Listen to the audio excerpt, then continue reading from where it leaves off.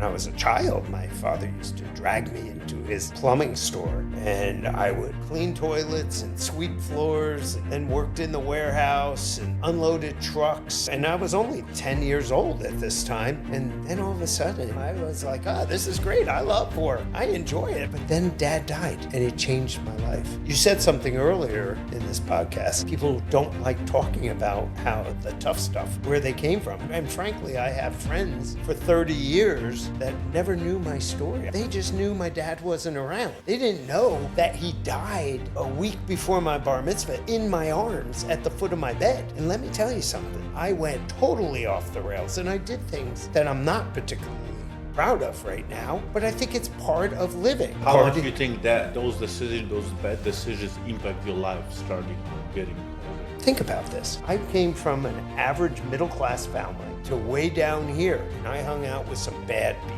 And I had to climb back, change my whole friend group, and I went from virtually bottom of my class in high school to graduating top 10% of my class. I'm kind of proud of that, because there was one night I found myself in the wrong car with the wrong people and ended up in chained to a police steel pole in a police station with 3 other fellas, and I was like, this is not how I was raised, this is not what I want to do. And honestly, that night changed my life. Walk me through the night. What happened, like emotionally, like in the head, the self-talk, what happened? Because you can tell the story, I got pulled over or whatever, and then I just changed my life. But what in your head happened that was so disgraceful that you're like, I'm not gonna do this again? Welcome to Master Your Inner Wealth podcast with your host, Jarek Tadla, where we dive deep into the art of building financial freedom from the inside out. Together, we'll uncover practical strategies, real-life success stories, and expert insights to help you master your inner wealth and create the life you've always wanted. So let's get started.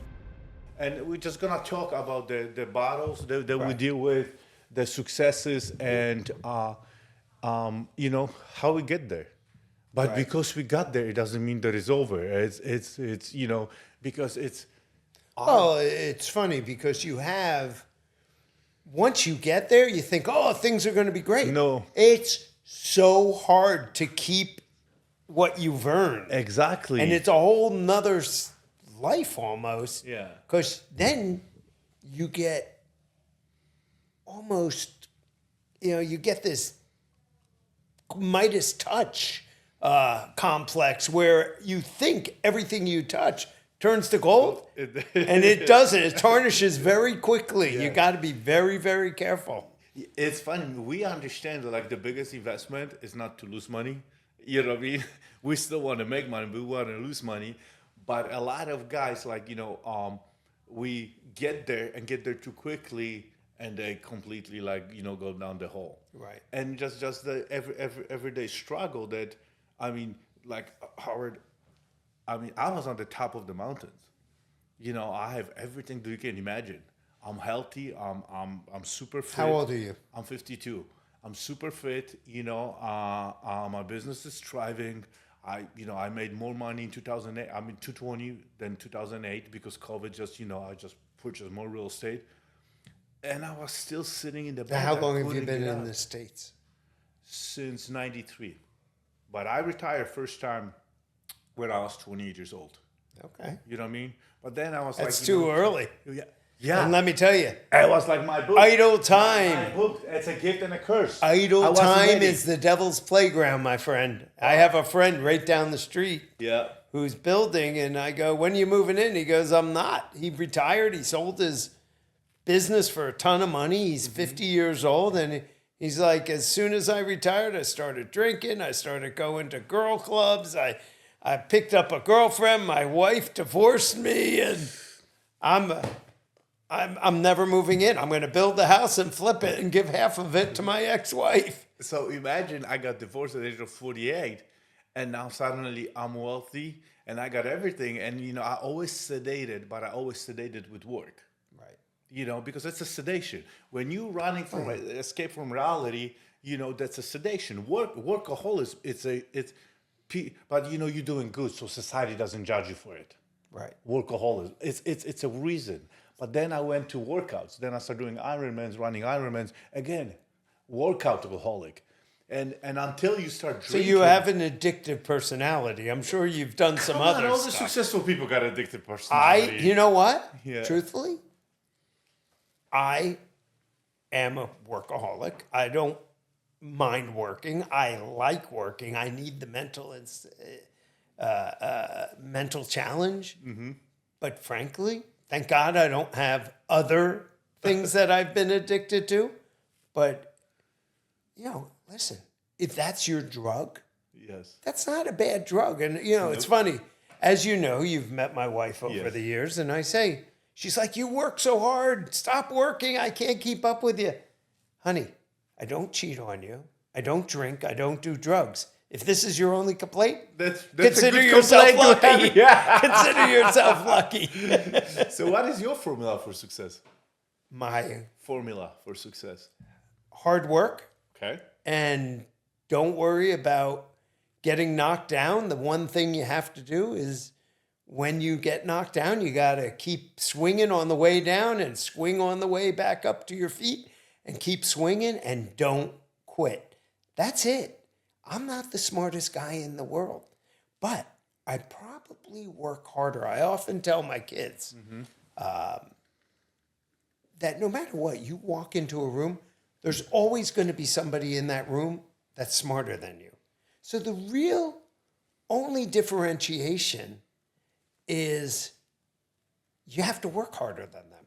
That's it. That's all you have to do. And now, we're in a relatively new area in this country where a lot of people are immigrating, and those people are hungry. Those people are hungry, including yourself, but there's so much opportunity here. So you have to not only keep up with the people that were born and bred here, you also have to keep up with the people that just emigrated and they want that American dream.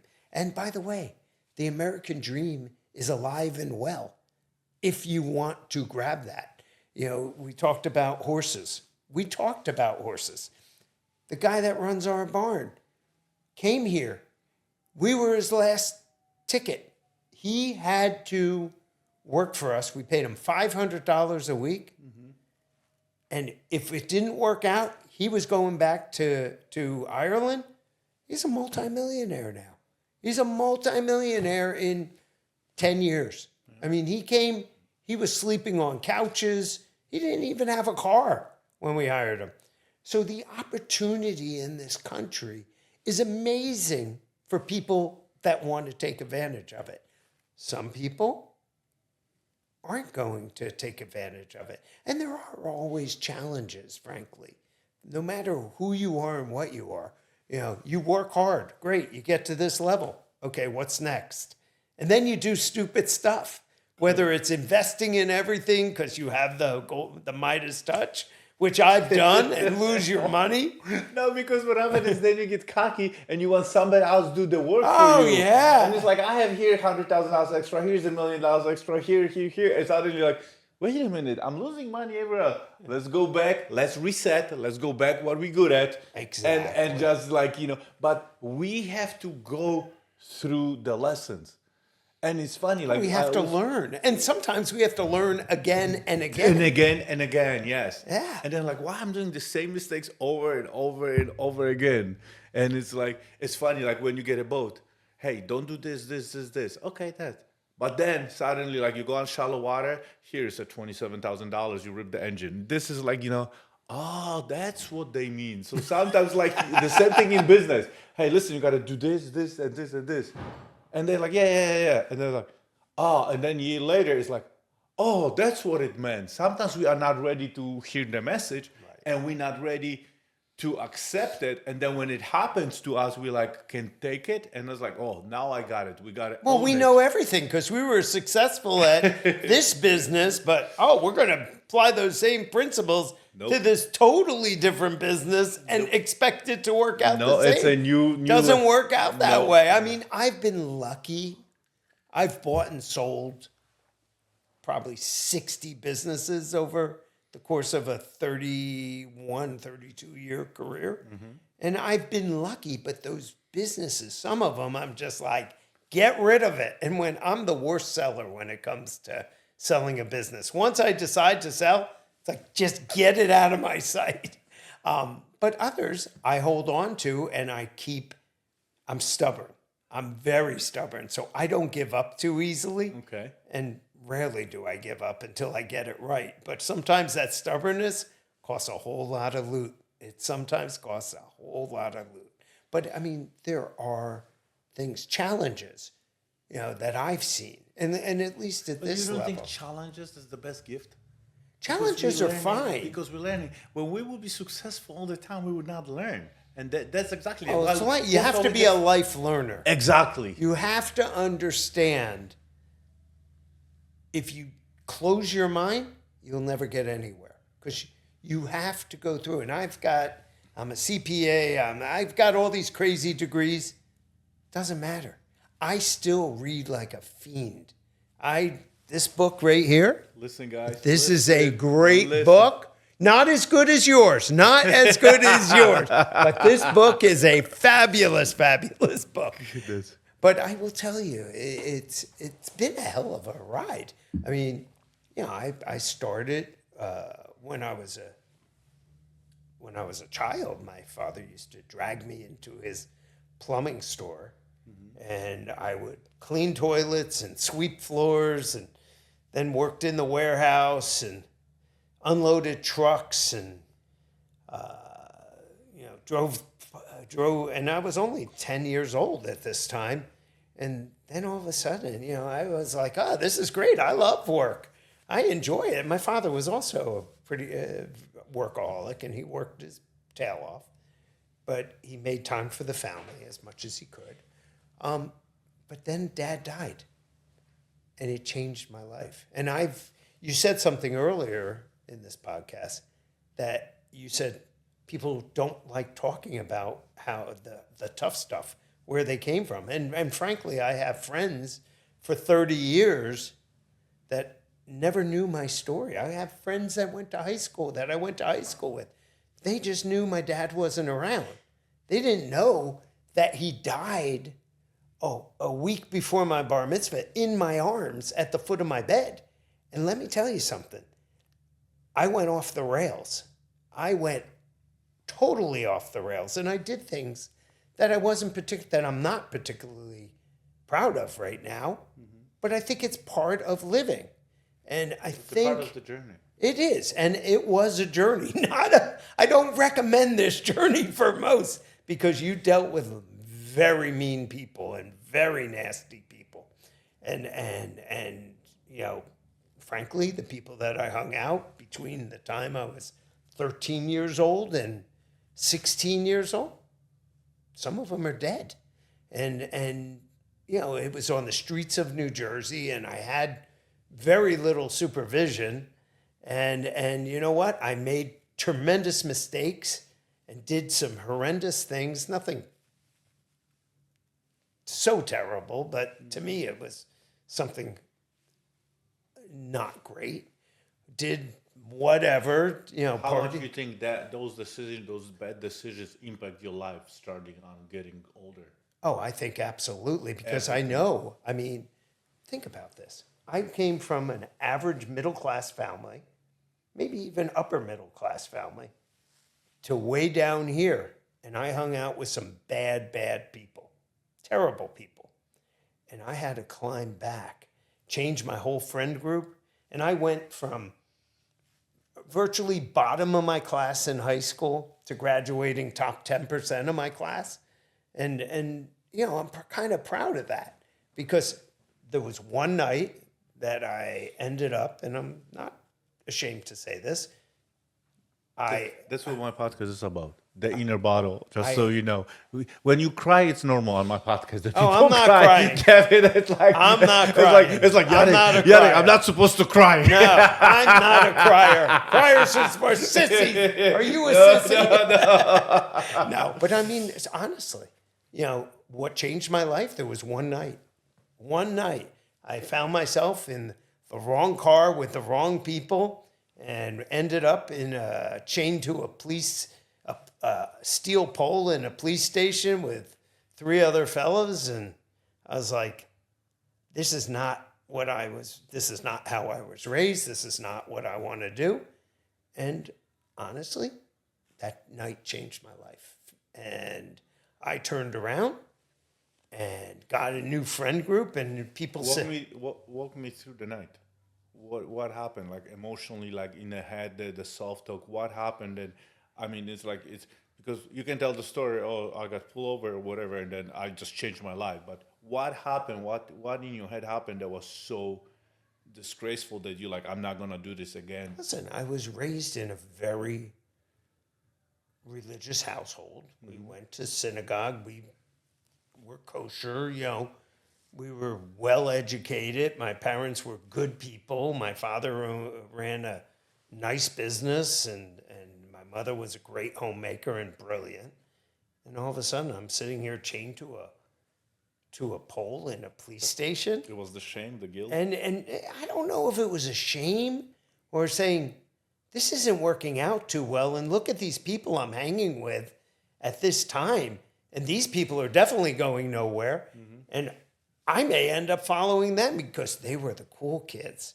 And they accepted me for who I was. Well, guess what? They weren't the cool kids. They were bad people, very bad people. They were violent, drug addicts. Just bad stuff happened to all of them. Fast forward 25 years ago, I get a call. Somebody sees me on TV or reads whatever. I was out there. Yes. I get a call at my office. Hey, I don't know if you remember me. I'm Billy, and we used to hang out in the day. And I called him immediately because I knew who he was. I said, Billy, you turned around, and I was hanging out with you for 2-3 years, and all of a sudden you were gone, and I never saw you again after that night. He goes, yeah, my father was so mad at me, he pulled me out of school, and he made me join the Army, and now I'm an Army Ranger, and I train Army Rangers, so I'm a Master Sergeant. And he was a very, very violent kid, very violent. And by the way, this particular night, I really didn't do anything that time. So it was kind of an emotional experience, and I just didn't want my life. I was more ashamed of my mother, to be frank with you, because that's not how we were raised. We were raised to be loving, to honor the law and everything. And I had very little supervision at the time. And it was challenging to me. So I turned around and I went and I got new friends and I went off to college, one of the few people that went off to college. And by the way, getting back to that one night, there were 4 of us. Billy turned into become a Master Sergeant training Army Rangers, which is a very, very tough profession. And I said, what happened to the other 2, George and Louie? He said, George died. He got caught in a drug deal and got shot. And I was like, wow, that's tough. And then there's Louie, my friend Louie, who he said Louie spent most of his adulthood in Rahway Prison in New Jersey. And when he got out, he found his way back very shortly. So I think he just recently got out. It's funny how the same experience, 2 people, they're completely different. We don't want to do this again. And 2 people, that's who we are, and that's how they become. Right. And you know what? I could have easily been right there with George. You think about the night a lot? Huh? You think about the night a lot? Yeah. Because that was like the which turning direction point. we go, the turning point. Turning point. You got one path. You got one path. Pick a road. Yeah. You want to be bad? You want to be good. I chose to be good, and I chose to take that rage. And really what it was when my father died, it was rage. And rage is a very powerful drug to a certain extent. You could sit there and curl up in a ball the rest of your life and say, woe is me, this happened to me. Or you could use that rage to power your energy and to create unbelievable things. Unbelievable things. That's what we hear, just so you know. No, it's true. I mean, okay, I screwed up, but it's not something that's going to change my life, for the worse. It's going to change my life for the better. But when my dad died, that was my turning point. I mean, the whole world changed for me.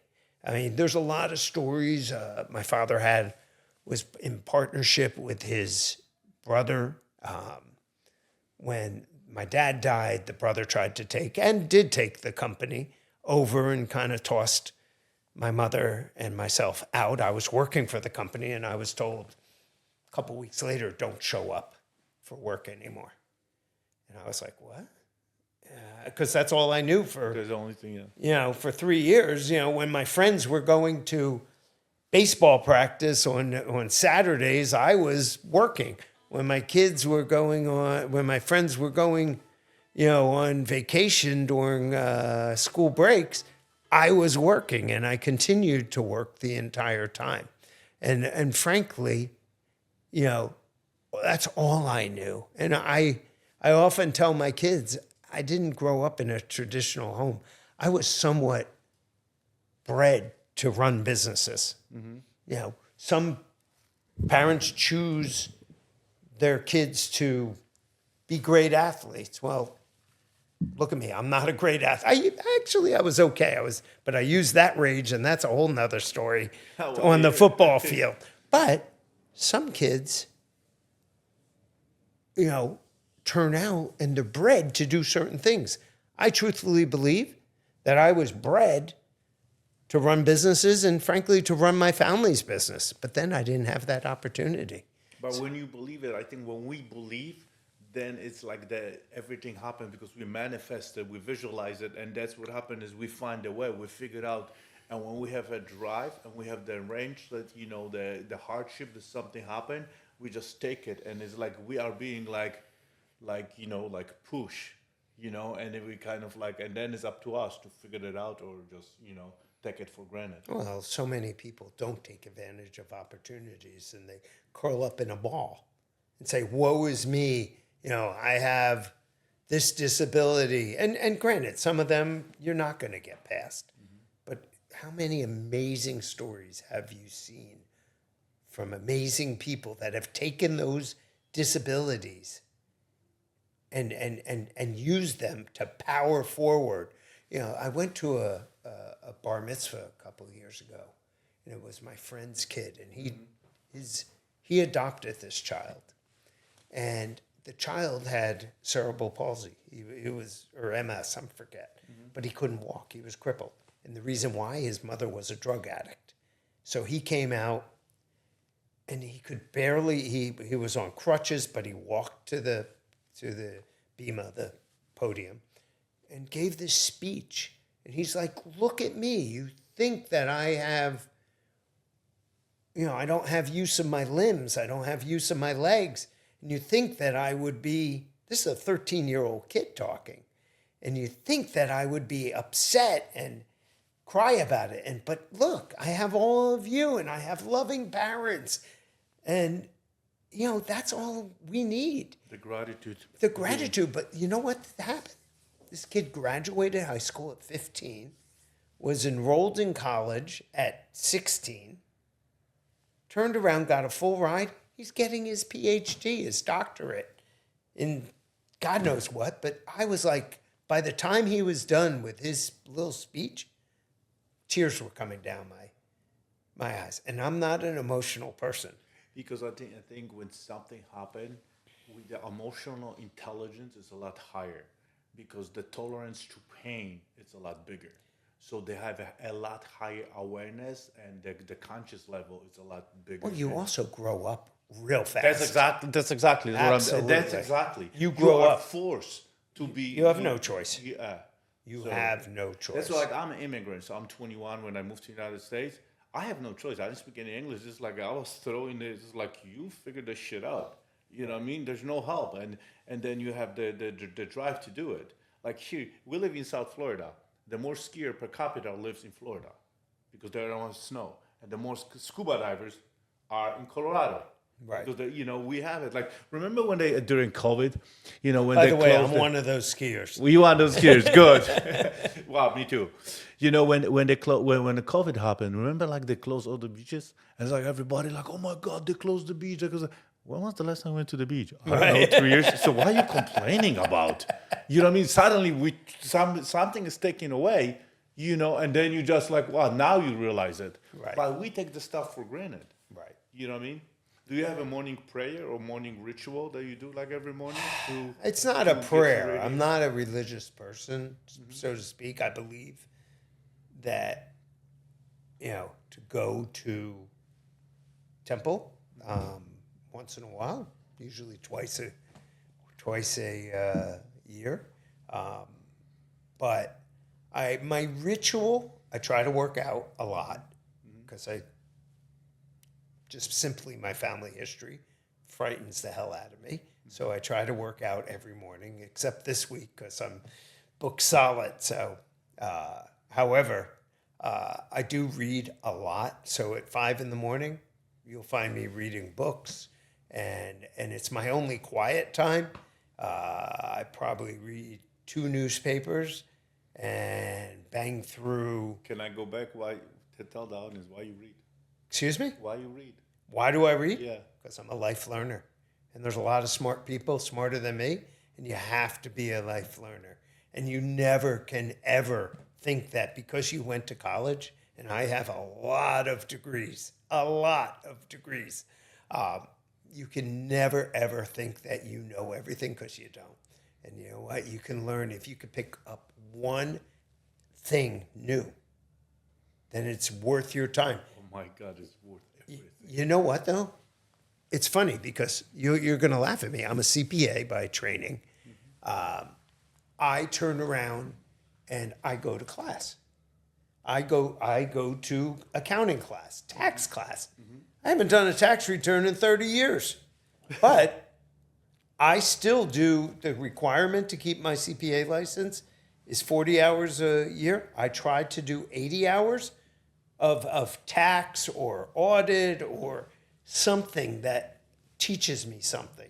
So I overdo it, and I enjoy learning. And you know what? For times like this, you can ask me questions and you'll say, you'll never answer this. And I'll be like, yeah, I know the answer because I read it somewhere and I recall reading it somewhere, and I have semi-photographic memory. So I sound really, really smart when I'm on TV or on the mic.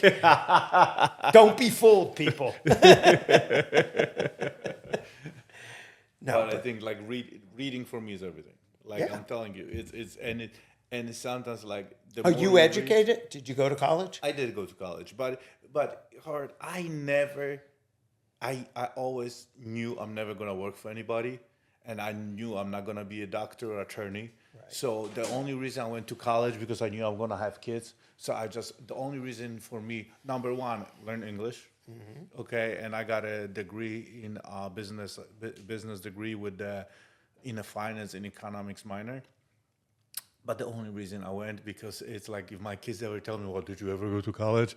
I'm gonna tell them no. So I have an op on my kids like, yeah, you have to go to college, and that was the only reason. Right. But and it's funny. I always listen a lot of books, but I listen when my kids got older. You know, I just like they always thought that I'm on the phone.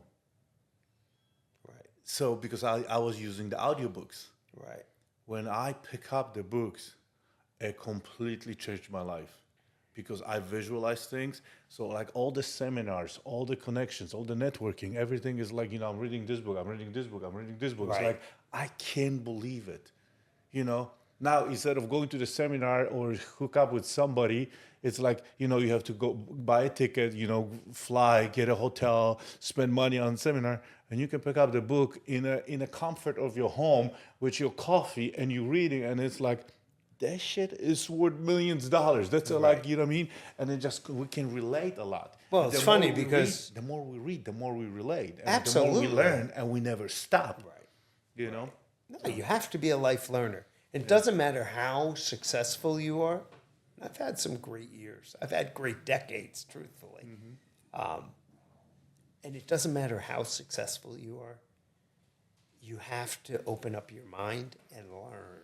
Yeah. And just because you went to college doesn't mean your learning is over. Doesn't mean That's what college says is you're capable of being taught, but you have to continue to educate yourself and pass those learnings to your loved ones.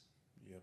And that's hard. I mean, raising kids, excuse me, Still struggling. raising kids of So affluence. This is their biggest challenge. Oh my God. So my kids they're both graduates, colleges. And my one just graduated her MBA last night. And from the same place I got my MBA from, Congratulations. which is kind of cool. Thank you. And she goes to me, Dad, isn't it amazing?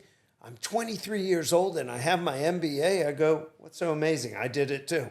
So Oh, come on. No, you got to go back. I raised this one like a man. No. She could take a hit, but she's a good kid, and my son is a great kid. But I see so many children of successful people falter.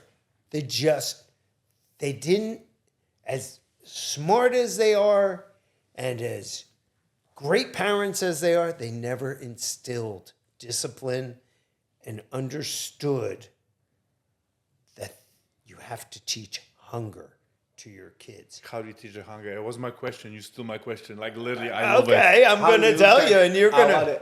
yeah. Like, look at me. Listen, I got 5. So now, it's my won. oldest one is 20. My youngest is 12. Well, we understand what you like to do in your off time. Yeah.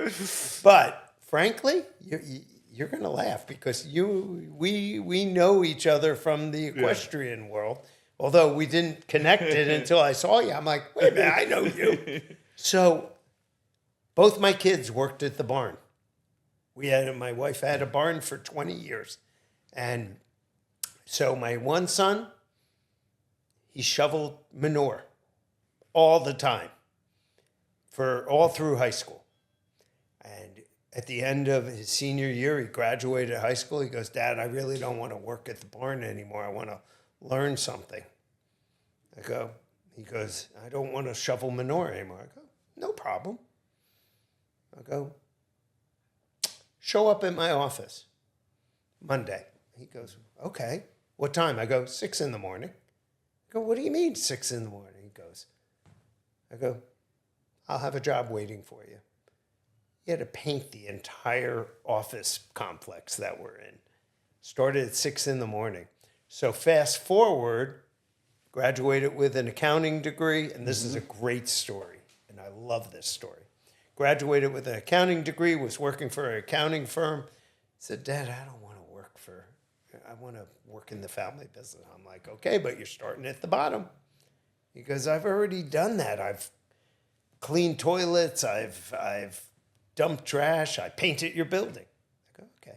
So the first day he's in the call center. So he went from making a very nice salary to $15 starting an hour. He's like, okay, I'll do it. And the first day he shows up, he gets a desk, he starts cleaning the desk, and his manager goes, what are you doing? Just call maintenance over, and they'll come and clean your desk. He goes, no, I used to be maintenance. He goes, the toilets, I've cleaned every one in this building. The garbage cans, I've emptied every garbage can. He goes, by the way, this building, my father made me paint this building. So I obviously am not as rough on my daughter as my son, because call me chauvinistic, call me whatever, but I'm a little easier on her. But she was a world-class equestrian. She was probably ranked 3rd in the world for 2 years in a row, so she knew how to ride a horse. But in order to get 1 hour of lessons, she had to give me 2 hours of work, 2 hours of shoveling manure, 2 hours of dragging the rings, 2 hours of painting, whatever needed to be done. She had to do it. And, at the same time, all her friends were getting multi-million-dollar horses. Mm-hmm.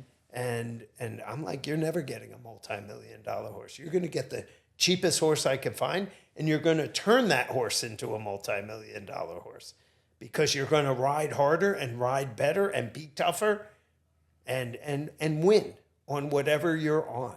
And you know what? That's how you raise kids. You raise them hard. Even if you have a few dollars in the bank, and let's face it, we're on this planet a relatively short period of time. And the only thing we really, truly have to offer is ourselves, our time, and the teaching others, including, and most importantly, your children, so they can pass on those lessons to their children. And, you know, I'm part Polish, and I know you come from Poland. Yeah. And our family came with nothing. Exactly. You know, this is, now I'm third generation American, but you came from nothing. I was a dishwasher. But you know what? Those lessons that you learned that were passed on from your grandparents to your parents to you, those stay with you the rest of your life. So my goal, listen, you could take away everything I have, everything I've earned, everything. You cannot take the wealth. The only the thing, inner wealth. You the cannot inner take wealth. this away, ever. Well, but you know what? The one thing that you can't take away is the lessons I've been taught and that I try to teach not only my own children, but all my clients. And, you know, we've helped at Debt.com, we've helped in totality 13 million people get out of debt. That's a lot of people. Billions and billions of dollars of debt we wiped out for a lot of people all across this planet. And frankly, you know, some of those people you think, oh, you're in debt, you must come from, you know, very little means. No. Some of the people are living over there, right on there. I've had professional athletes come to me. I've had actors. I've had entertainers, singers. You can't imagine. Now, I can't obviously say who because Yes. I have a confidentiality and a fiduciary responsibility. But it doesn't matter if you come from here or here. Debt is a great non-discriminator. It doesn't care what color you are. It doesn't care what language you speak. It doesn't care if you're beautiful or ugly. It doesn't matter. It attacks you. And if you allow it, it consumes you. And you know what? The stories that I've heard over the years are horrific. I've heard terrible stories over the years. And some self-inflicted because they just wanted to have a good time and all of a sudden they realized they're $25,000 in debt. And some was out of necessity because they had misfortunate circumstances. And it doesn't matter. If you're in debt, we're going to help you. We're going to get you out of debt. If you have the will and the desire to get out of debt, Debt.com is going to help you. No matter what. We don't care if we make money. Hopefully we make a little money. But frankly, I don't care. My job, what I was put on this planet for, is to help others and help them any way I can. And you know what? Spending the afternoon chatting with you, hopefully I get through to one person.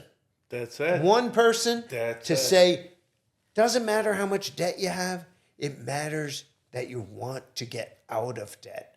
And it doesn't matter if you have no debt and you just want to learn something about a guy who was incredibly lucky, who worked incredible hours and built something from the ground up. My day, you know, I was a pretty successful accountant, CPA. I just want to make sure I just change also the word debt to pain or any story that you think you're hanging to do.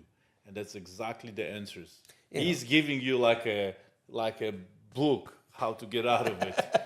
By the way, I have two books. There I you have go. 2 books, and they both did pretty well. But I think they're available for like $1.50 or something on Amazon okay. now. They're old, but they are good. We here to serve, to give, They and you know they to are share good. our But a lessons. new one is coming out shortly, and shortly in book world, It's probably about 4 or 5 years because it takes forever to write these things. But honestly, I started out as a pretty successful accountant. And I knew I didn't want to be an accountant. It was just, I wanted to learn. And this seemed like a great place. And when I graduated college, all my friends were going to work for their fathers. Well, I didn't have a father. They were going to work for their father's businesses. Well, I didn't have a business anymore. I got thrown out at the age of 13. I had nothing. So I said, okay, I'll become an accountant. Not to say I was a good accountant, but I actually ended up being mentored probably by one of the best accountants in the country who was a specialist in mergers and acquisitions. And I saw things and I learned things that most people, even in accounting, never saw. And I was his pet. He loved me and I loved him. And he's 84 years old now. And I still talk to him 40 years later. Wow. And he's a great, great guy. But honestly, he taught me everything. And then I turned around and the firm I was working for went out of business. Not because of anything our office did, but they went out of business. And frankly, if that accounting firm stayed in business, I would have been there for the rest of my life. I loved it so much. And they let me do incredible things and they moved me up very quickly, probably too quickly. So for all those clients that I did your tax work when I was 22, 23, I'm sorry. It's public. The statute of limitations has run its course. So don't worry. And by the way, I can represent you, but you probably don't want to go down that path. But honestly, I went through and all of a sudden I was transferred down to the Palm Beach office to run that office. And 2 weeks in, that firm went out of business and Arthur Andersen came in, which was the #1 accounting firm in the world at the time, and fired everybody but myself and another guy. And I was like, wow, this is amazing. And Arthur Andersen, great, let's go. And I hated it. I hated the people. They didn't love me. Although I did love the partner. The partner was a great guy. And I did my best, but truthfully, my heart wasn't into it. And I turned around and I started to educate myself.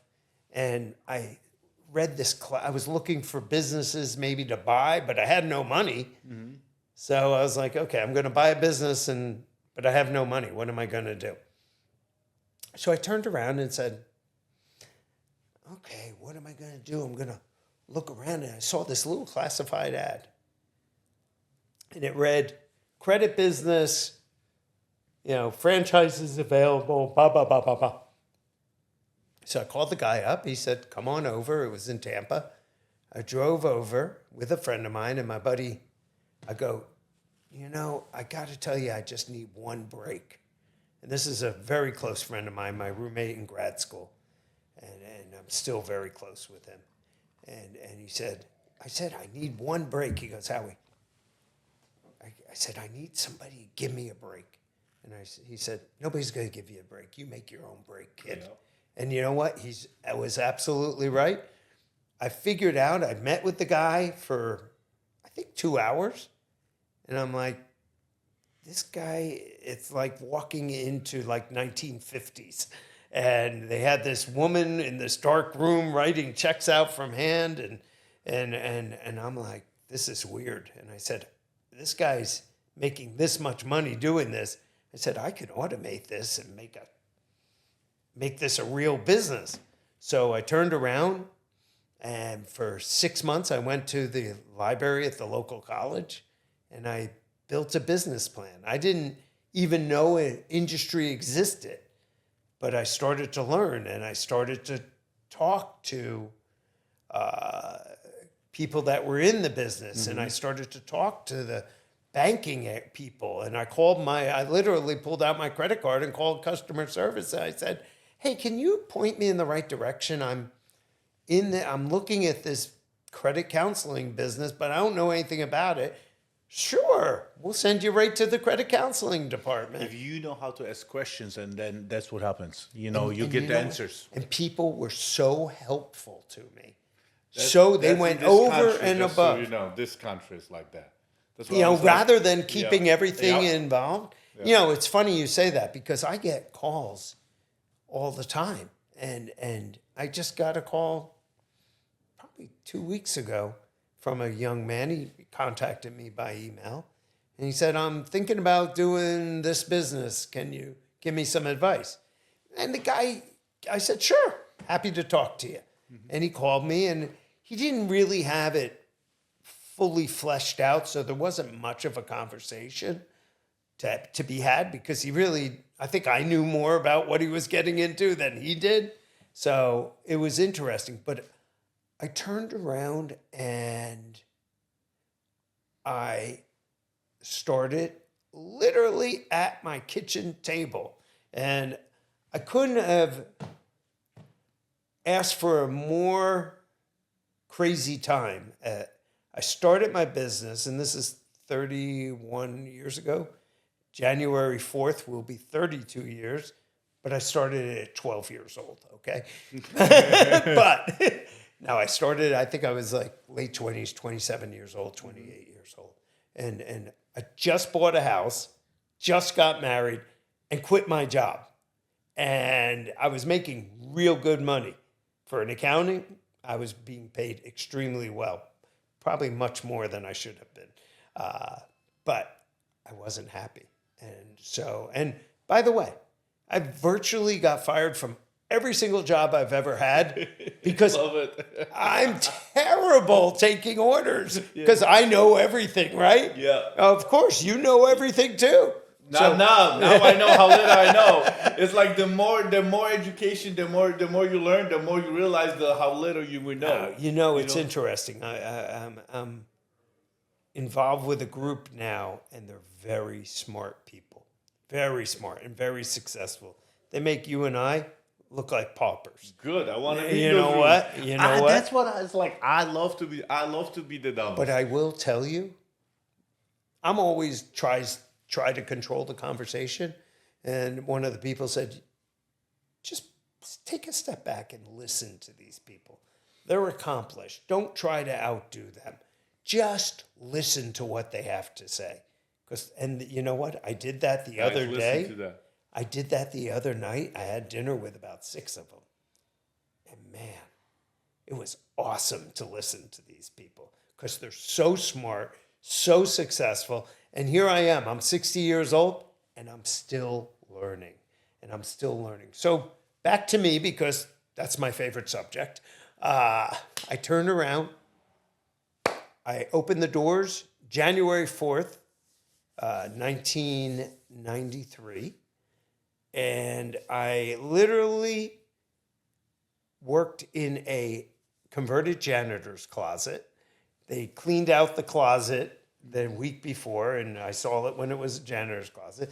They threw a desk in there. They threw a chair and this phone out of 1950. And I was in business for myself.